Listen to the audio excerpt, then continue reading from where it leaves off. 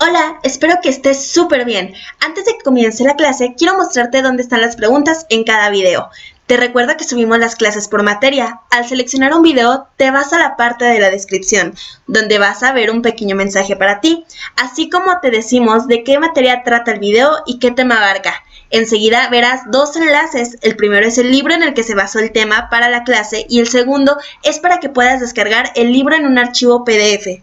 Después ya estarán las preguntas que debes responder. Si sigues leyendo la descripción, tendrás los enlaces a nuestro sitio web oficial y a nuestra fanpage de Facebook, donde también subimos muchísimo contenido y el correo electrónico con el cual te puedes poner en contacto con nosotros. Al final damos los créditos a los autores de todo el material que ves en el video, incluidos sus links oficiales. Ahora sí, comienza tu clase.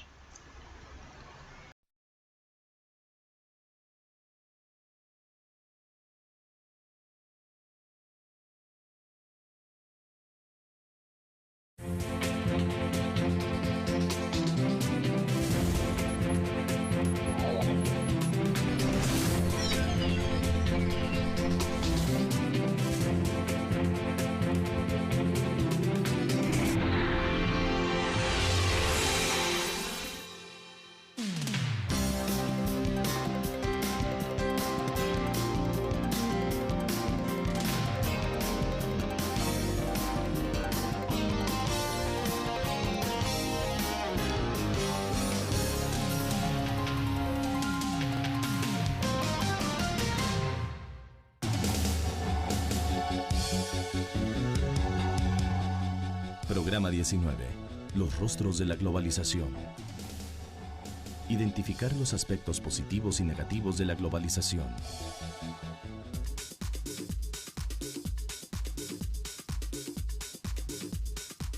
Los rostros de la globalización son diversos y extremos. En la era global nos encontramos con poblaciones que tienen acceso a servicios de salud y educación de calidad y a la alta tecnología. Pero también hay amplios sectores que ni siquiera cuentan con la mínima atención médica y educativa. Anota en tu cuaderno los aspectos positivos y negativos que se mencionarán sobre la globalización.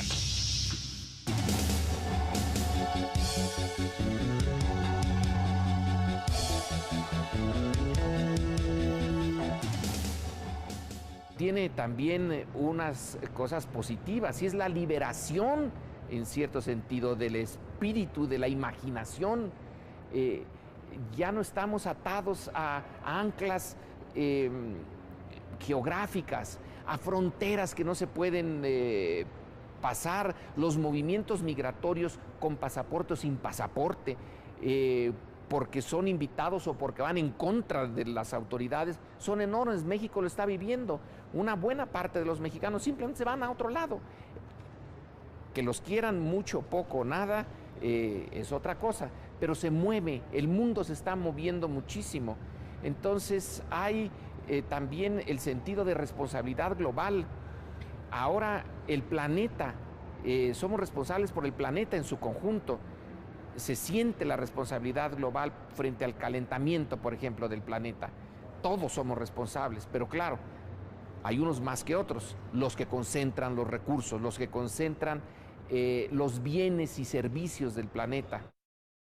Es un fenómeno muy contradictorio, que requeriría mucho tiempo analizarlo. Tiene cosas muy positivas, pero también está en lo cotidiano, poniéndole nuevas restricciones a los individuos, sobre todo a aquellos que pueden defenderse menos, a los que tienen menos acceso a los recursos.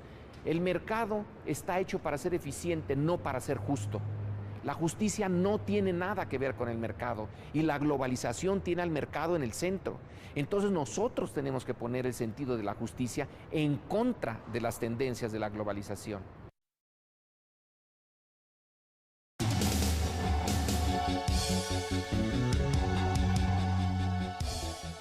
Los aspectos negativos creo que son bastante claros. Es la concentración del poder económico y del poder político en muy pocas manos. Es una élite global la que domina el mundo ahora. No es nacional, es estrictamente global. Son las enormes concentraciones de dinero, de recursos. Esto impide la libertad de muchos, no de la antigua manera en la cual un ejército y un país se imponía sobre el otro. Ahora es la limitación de la libertad por los monopolios, por una gran monopolización. También es la destrucción de ciertas formas de vida, culturas locales muy débiles. Pero a lo mejor esto es inevitable, no estoy muy seguro. Lo que sí es evitable es la concentración de recursos, que es antidemocrática y que está dividiendo al mundo en una vasta, enorme masa de consumidores y trabajadores, luego una élite intermedia de técnicos y directores y un grupo pequeñito que basta leer revistas como Fortune o Forbes y entonces encontrar personas o familias que tienen, y una está en México, 40 y tantos mil millones de dólares como fortuna personal, mientras en el otro extremo están los mexicanos que viven con $1 o $2 al día.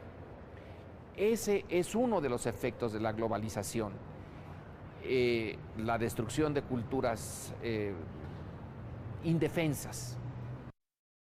De acuerdo con lo anterior, ¿creen que la globalización ha sido positiva o negativa para los habitantes del mundo? Ahora organicen 2 equipos y realicen un debate con los elementos que vieron sobre los aspectos positivos y negativos de la globalización.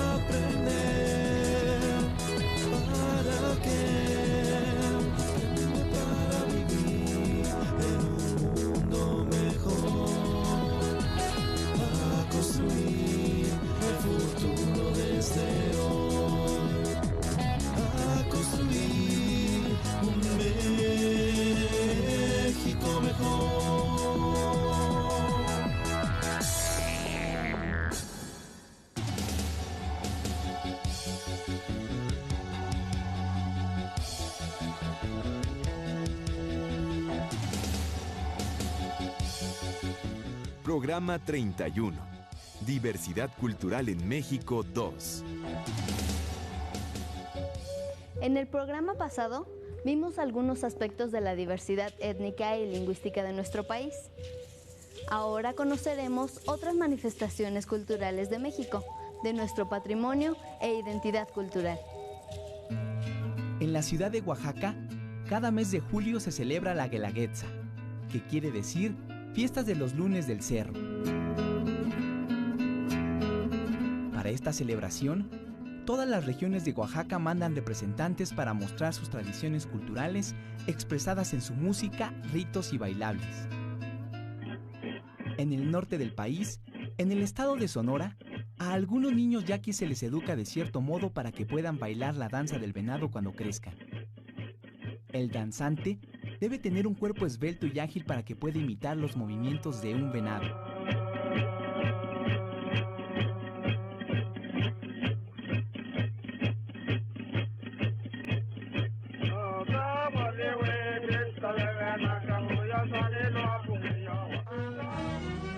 En los pueblos de Baja California Sur se realizan ferias tradicionales en honor del santo patrón. La gente se reúne en las ferias de las plazas públicas para comer una gran variedad de alimentos. También hay carreras de caballos llamadas tlacuachadas, acompañadas con música ranchera. Vayamos hacia el estado de Puebla. ¿Quién no ha escuchado algo acerca del Popocatépetl? Pero lo que no todos conocemos son las leyendas sobre este volcán. Se cuenta que los habitantes del área se han topado con un anciano que se hace llamar Don Gregorio o Don Goyo, quien dice ser la personificación misma del volcán y que siempre ronda por sus laderas, afirmando que si la gente obra de buena fe y cuida el volcán, entonces les brindará agua y hará que la tierra dé buenas cosechas. Si bien la diversidad cultural se expresa en tradiciones colectivas, también la manifestamos de manera individual. ¿Qué te da identidad? ¿Con quién te identificas? Hola, soy Jennifer Soberani Galindo, tengo 14 años, soy de San Luis La Loma, de Tecpan de Galeana, de la Costa Grande de Guerrero. Me gusta bailar, me gusta la playa, me gusta nadar en la playa, me gustan los deportes. שלום, קוראים לי מישל בירץ' והשורשים שלי מסוריה. אני יהודיה מקסיקני.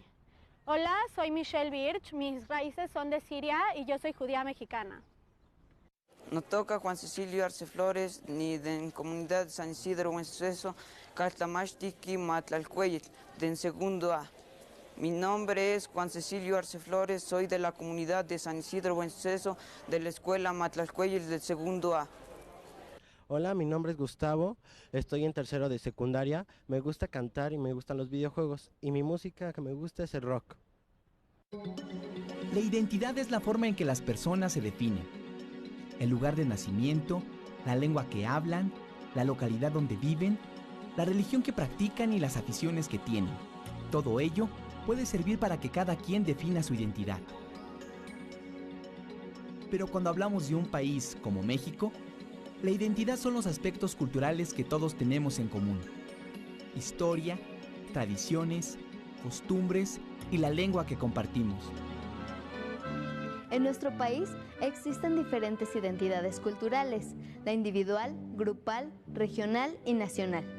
En su salón de clases pueden ver que cada uno de ustedes tiene su propia identidad y eso es lo que los enriquece como grupo. Pero lo que los identifica a todos es que son estudiantes de telesecundaria y que son mexicanos. Como mexicanos también compartimos lugares, objetos y costumbres culturales que se consideran valiosos para toda la humanidad. A partir de la necesidad que todos tenemos de reconocimiento y respeto a nuestras manifestaciones culturales, podemos comprender y practicar el respeto a las manifestaciones de otras personas y comunidades.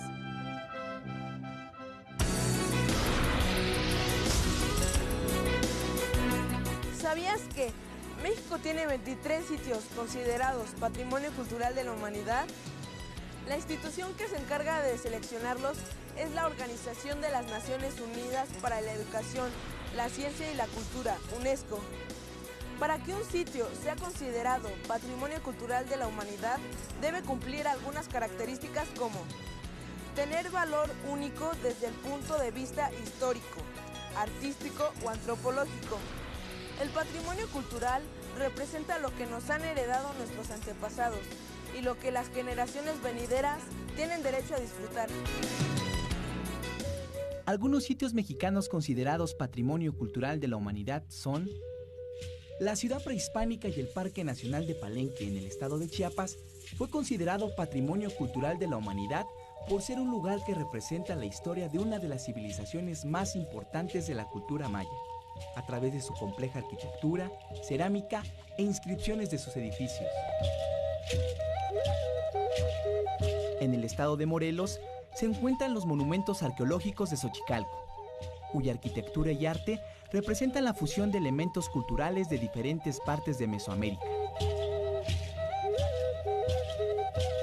Los centros históricos de Morelia y Puebla nos hablan de la fusión de las tendencias culturales europeas y americanas a través de su diseño y arquitectura colonial. El paisaje del agave y las antiguas instalaciones tequileras de Jalisco representan un paisaje cultural que se forma por el trabajo humano y la naturaleza. Estos sitios, considerados Patrimonio Cultural de la Humanidad, también se conocen como patrimonio material, ya que los podemos visitar y son restos tangibles de nuestra cultura. Por otro lado, también existe el patrimonio cultural inmaterial. En México, las fiestas, costumbres y tradiciones referentes a la celebración del Día de Muertos en todo el país están consideradas por la UNESCO como patrimonio cultural inmaterial. Valorar, respetar y conservar el patrimonio material e inmaterial de México es algo que puede lograrse si llevamos a la práctica nuestras tradiciones y costumbres, hablando nuestras lenguas maternas y protegiendo los sitios históricos de nuestras localidades. Al hacerlo, nos aseguramos de que nuestro país siga siendo multicultural, que es una de sus riquezas más grandes.